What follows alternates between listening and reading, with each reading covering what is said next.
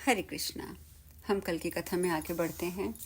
अग्नि की प्रार्थना सुनकर तपस्वी मुनि दया से द्रवित हो गए और उन पर अनुग्रह करते हुए इस प्रकार बोले, अग्नि, तुम सर्वभक्षी होकर भी पवित्र ही रहोगे। तत्पश्चात परम मंगलमय विप्र प्रवर भृगु ने स्नान आदि से पवित्र हो हाथ में कुश लेकर गर्भ से गिरे हुए अपने पुत्र का जात कर्म आदि संस्कार किया। उस समय संपूर्ण तपस्वियों ने गर्भ से च्युत होने के कारण उस बालक का नाम च्यवन रख दिया। भृगु कुमार च्यवन शुक्ल पक्ष की प्रतिपदा के चंद्रमा की भांति धीरे धीरे बढ़ने लगे। कुछ बड़े हो जाने पर वे तपस्या करने के लिए जगत को पवित्र करने वाली नर्मदा नदी के तट पर गए। वहां पहुंचकर उन्होंने 10,000 वर्षों तक घोर तपस्या की। उनके दोनों कंधों पर दीमकों ने मिट्टी की ढेरी जमा कर दी। उस पर 2 पलाश के वृक्ष उग आए। हरिण उत्सुकता पूर्वक वहां आते और मुनि के शरीर में अपनी देह रगड़कर खुजली मिटाते थे, किंतु उनको इन सब बातों का कुछ ज्ञान नहीं रहता था। वे अविचल भाव से स्थिर रहते थे। एक समय की बात है, मनु के पुत्र राजा शर्याती तीर्थ यात्रा के लिए तैयार होकर परिवार सहित नर्मदा के तट पर गए। उनके साथ बहुत बड़ी सेना थी। महानदी नर्मदा में स्नान करके उन्होंने देवताओं और पितरों का तर्पण किया और भगवान श्री विष्णु की प्रसन्नता के लिए ब्राह्मणों को दान दिए। राजा की एक कन्या थी जो तपाए हुए सोने के आभूषण पहनकर बड़ी सुंदर दिखाई देती थी। वह अपनी सखियों के साथ वन में इधर उधर विचरने लगी। वहां उसने महान वृक्षों से सुशोभित वाल्मीकि अर्थात की मिट्टी का ढेर देखा। उसके भीतर एक ऐसा तेज दिख पड़ा जो निमेष और उन्मेष से रहित था। उसमें खुलने मिचने की क्रिया नहीं होती थी। राजकन्या कौतूहलवश उसके पास गई और शलाकाओं से दबाकर उसे फोड़ डाला। फूटने पर उसमें से खून निकलने लगा। ये देखकर राजकुमारी को बड़ा खेद हुआ। वह दुख से कातर हो गई। अपराध से दबी होने के कारण उसने माता पिता को इस दुर्घटना का हाल नहीं बताया। वह भय से आतुर होकर स्वयं ही अपने लिए शोक करने लगी। उस समय पृथ्वी कांपने लगी, आकाश से उल्कापात होने लगा, सारी दिशाएं धूमिल हो गईं, सूर्य के चारों ओर घेरा पड़ गया। राजा के कितने ही घोड़े नष्ट हो गए, बहुतेरे हाथी मर गए, धन और रत्न का नाश हो गया। उसके साथ आए हुए लोगों में परस्पर कलह होने लगा। ये उत्पात देखकर राजा डर गए। उनका मन कुछ उद्विग्न हो गया। वे सब लोगों से पूछने लगे, किसी ने मुनि का अपराध तो नहीं किया? परंपरा से उन्हें अपनी पुत्री की करतूत मालूम हो गई और वे अत्यंत दुखी होकर सेना और सवारियों सहित मुनि के पास गए। भारी तपस्या में लगे हुए तपोनिधि च्यवन मुनि को देखकर राजा ने स्तुति की और उन्हें प्रसन्न किया और कहा, मुनिवर दया कीजिए। तब महातपस्वी मुनि श्रेष्ठ च्यवन ने संतुष्ट होकर कहा, महाराज, तुम्हें मालूम होना चाहिए कि सारा उत्पात तुम्हारी पुत्री का ही किया हुआ है। तुम्हारी कन्या ने मेरी आंखें फोड़ डाली हैं, इसमें से बहुत खून गिरा है। इस बात को जानते हुए भी उसने तुमसे कुछ नहीं बताया। इसलिए अब तुम शास्त्रीय विधि के अनुसार मुझे उस कन्या का दान कर दो, तब सारे उत्पातों की शांति हो जाएगी। यह सुनकर राजा को बड़ा दुख हुआ। उन्होंने उत्तम कुल, नई अवस्था, सुंदर रूप, अच्छे स्वभाव, शुभ लक्षणों से संपन्न अपनी प्यारी पुत्री उस अंधे महर्षि से ब्याह दी। राजा ने कमल के समान नेत्रों वाली उस कन्या का जब दान कर दिया, तब मुनि के क्रोध से प्रकट हुए सारे उत्पात तत्काल शांत हो गए। इस प्रकार तपोनिधि मुनिवर च्यवन को अपनी कन्या देकर राजा शर्याती फिर अपनी राजधानी लौट आए। पुत्री पर दया आने के कारण वे बहुत दुखी थे।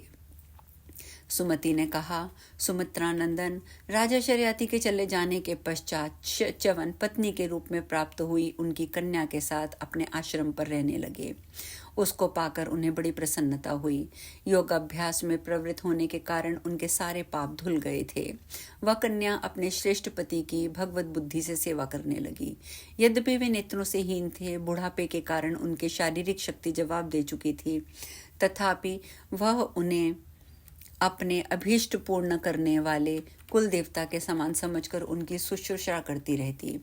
जैसे शची इंद्र की सेवा में तत्पर होकर प्रसन्नता प्राप्त करती है, उसी प्रकार उस सुंदरी सती को अपने प्रियतम पति की सेवा में बड़ा आनंद आता था। पति भी साधारण नहीं, तपस्या के भंडार थे और उनका आशय मनोभाव बहुत ही गंभीर था। तो भी वह वह उनकी प्रत्येक चेष्टा को जानती, हर एक अभिप्राय को समझती, शुश्रूषा में संलग्न रहती थी। वह सुंदर शरीर वाली राजकुमारी सभी शुभ लक्षणों से संपन्न और कुशांगी थी। तो भी फल, मूल और जल का आहार करती हुई वह अपने स्वामी के चरणों की सेवा करती रहती थी। सदा पति की आज्ञा पालन करने के लिए तैयार रहती उन्हीं का पूजन, आदर सत्कार में अपना समय बिताती थी। संपूर्ण प्राणियों का हित साधन करने में उसका अनुराग था। वह काम, दम, द्वेष, लोभ, भय, मत का परित्याग करके सावधानी के साथ उद्यत रहकर सर्वदा च्यवन मुनि को संतुष्ट करने का यत्न करती थी। महाराज, इस प्रकार वाणी, शरीर और क्रिया के द्वारा मुनि की सेवा करती हुई वह राजकुमारी ने 1000 वर्ष व्यतीत कर दिए तथा अपनी कामनाओं को मन में रखा मुनि पर कभी प्रकट नहीं होने दिया। एक समय की बात है, मुनि के आश्रम पर देव वैद्य अश्वनी कुमार पधारे। सुकन्या ने स्वागत के द्वारा उनका सम्मान करके उन दोनों का पूजन, आतिथ्य सत्कार किया। शर्याती कुमारी सुकन्या के इस प्रकार पूजन तथा अर्धपाद्य आदि से उन सुंदर शरीर वाले अश्वनी कुमारों के मन में बड़ी प्रसन्नता हुई। उन्होंने स्नेहवश उस सुंदरी से कहा, देवी, तुम कोई वर मांगो। उन दोनों देव वैद्यों को संतुष्ट देख बुद्धिमती नारियों में श्रेष्ठ राजकुमारी सुकन्या ने उनसे वर मांगने का विचार किया। अपने पति के अभिप्राय को लक्ष्य करते हुए उसने कहा, देवताओं, यदि आप मुझ पर प्रसन्न हैं तो मेरे पति को नेत्र प्रदान कीजिए। सुकन्या का ये मनोहर वचन सुनकर और तथा उसके सत्यत्व को देखकर उन श्रेष्ठ वैद्यों ने कहा, यदि तुम्हारे पति यज्ञ में हम लोगों को देवोचित भाग अर्पण कर सकें, तब हम इनके नेत्रों को स्पष्ट रूप से देखने की शक्ति पैदा कर देंगे। च्यवन ने भी उन तपस्वी देवताओं को यज्ञ में भाग देने के लिए हामी भर ली। तब वे दोनों अश्वनी कुमार अत्यंत प्रसन्न हुए। महान तपस्वी च्यवन से बोले, मुने, सिद्धों द्वारा तैयार किया हुआ ये एक कुंड है, इसमें आप गोता लगावें। ऐसा कह के उन्होंने च्यवन मुनि को, जिनका शरीर वृद्धावस्था का ग्रास बन चुका था, जिनकी नस नाड़ियां साफ दिखाई दे रही थी, उस कुंड में प्रवेश करवाया और स्वयं भी उसमें गोता लगाया। तत्पश्चात उस कुंड में से 3 पुरुष प्रकट हुए जो अत्यंत सुंदर, नारियों का मन मोहने वाले थे। उनका रूप एक ही समान था। सोने के हार, कुंडल, सुंदर वस्त्र तीनों के शरीर पर शोभा पा रहे थे। सुंदर शरीर वाली सुकन्या उन तीनों को अत्यंत रूपवान और सूर्य के समान तेजस्वी देखकर अपने पति को पहचान न सकी। तब वह साध्वी दोनों अश्विनी कुमारों की शरण में गई। सुकन्या के पति वृत्य से संतुष्ट होकर उन्होंने उसके पति को दिखा दिया और ऋषि से विदा लेकर वे दोनों विमान पर बैठकर स्वर्ग को चले गए। अब उन्हें इस बात की आशा हो गई थी कि जब मुनि यज्ञ करेंगे तो उसमें हम लोगों का भी अवश्य भाग देंगे। तदंतर किसी समय राजा शर्याती के मन में ये इच्छा हुई कि मैं यज्ञ द्वारा देवताओं का पूजन करूं। उस समय उन्होंने महर्षि च्यवन को बुलाने के लिए अपने कई सेवक भेजे। उनके बुलाने पर महातपस्वी विप्रप्रवर च्यवन वहां आए। साथ में उनकी धर्म पत्नी सुकन्या भी थी, जो मुनियों के आचार विचार का पालन करने में पक्की हो गई थी। जब पत्नी के साथ वे महर्षि राजभवन में पधारे, तब महायशस्वी राजा शर्याती ने देखा कि मेरी कन्या के पास एक सूर्य के समान तेजस्वी पुरुष खड़ा है। सुकन्या ने पिता के चरणों में प्रणाम किया, किंतु शर्याती ने उसे आशीर्वाद नहीं दिया। वे कुछ अप्रसन्न से हो गए और पुत्री से बोले, अरे, तूने ये क्या किया? अपने पति महर्षि च्यवन को, जो सब लोगों के वंदनीय हैं, धोखा तो नहीं दे दिया? क्या तूने उन्हें बूढ़ा और अप्रिय जानकर छोड़ तो नहीं दिया? अब तू इस राह पर चलते हुए जार पुरुष की सेवा क्यों कर रही है? तेरा जन्म तो श्रेष्ठ पुरुषों के कुल में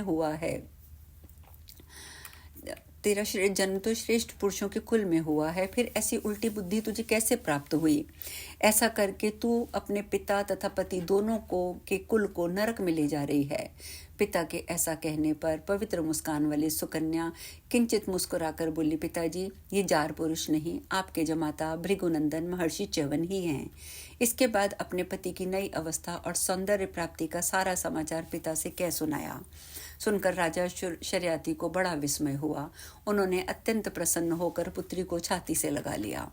इसके बाद च्यवन ने राजा से सोम याग का अनुष्ठान कराया और सोमपान के अधिकारी न होने पर भी दोनों अश्विनी कुमारों के लिए उन्होंने सोम का भाग निश्चित किया। महर्षि तपोबल से संपन्न थे, अतः उन्होंने अपने तेज से अश्विनी कुमारों को सोमरस का पान कराया। अश्विनी कुमार वैद्य होने के कारण शक्ति पावन देवताओं में नहीं गिने जाते थे। उन्हें देवता अपनी पंक्ति में नहीं बिठाते थे, परंतु उस दिन ब्राह्मण श्रेष्ठ च्यवन ने उन्हें देव पंक्ति में बैठने का अधिकारी बनाया। यह देखकर इंद्रदेव को बहुत क्रोध आ गया और वे हाथ में वज्र लेकर उन्हें मारने को तैयार हो गए। वज्रधारी इंद्र को अपना वध करने के लिए उद्यत देख बुद्धिमान महर्षि च्यवन ने एक बार हुंकार किया और उनकी भुजाओं को स्तंभित कर दिया। उस समय सब लोगों ने देखा कि इंद्र की भुजाएं जड़वत हो गई हैं। आज हम कथा में यहीं विश्राम लेंगे, आगे की चर्चा कल। हरे कृष्णा।